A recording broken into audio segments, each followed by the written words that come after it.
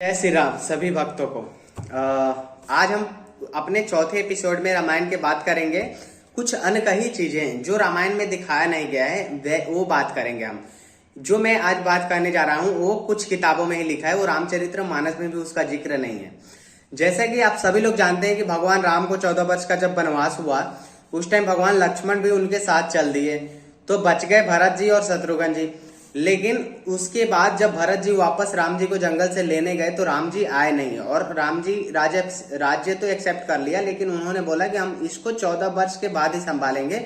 तब तक भरत को ही बोल दिए संभालने को। लेकिन भरत जी इतने भाई के प्रेम में इतना प्रेम था उनको राम जी से कि वो राज्य में जैसे रह नहीं सकते थे।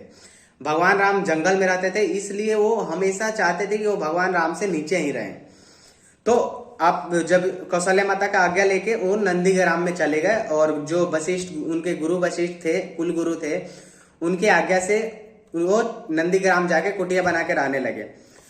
तो आप सभी लोग यहीं तक दिखाया गया रामायण में कि 3 भाई वनवास काटे। लेकिन आप लोगों को ये पता नहीं होगा, बहुत लोगों को पता भी होगा जो ज्ञान रखते हैं, इस बात का पढ़ना चाहते हैं। तो आज मैं बता देता हूँ जिसको नहीं पता उसको, कि शत्रुघ्न भगवान भी जो शत्रुघ्न भगवान थे राम जी के चौथे भाई, उन्होंने भी 13 वर्ष का वनवास काटा था गाइस।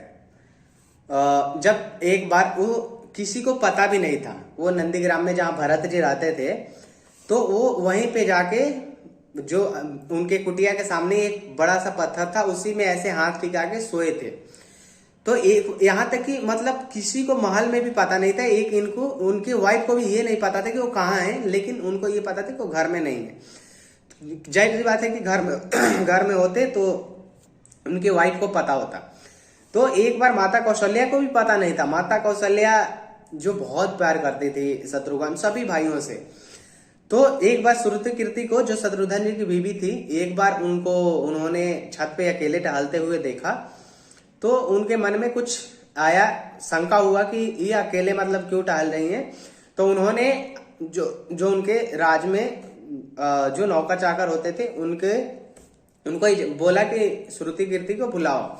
तो जब माता कौशल्या के सामने वो आई तो माता कौशल्या ने उनसे पूछा कि शत्रुघ्न कहाँ है। तो श्रुतिकीर्ति ने जो कहा उससे माता कौशल्या के कलेजा मतलब बाहर आ गया, ऐसे कि उन्होंने कहा कि 13 साल से मुझे नहीं पता है कि शत्रुघ्न स्वामी कहाँ है, उनके पति। तो उन्होंने कहा कि मतलब 13 साल से नहीं है, कहाँ गए हैं बताए हुए। तो उन्होंने बोला कि मुझे बताया नहीं है। तो फिर माता कौशल्या उनको खोजने निकल गई रात को ही।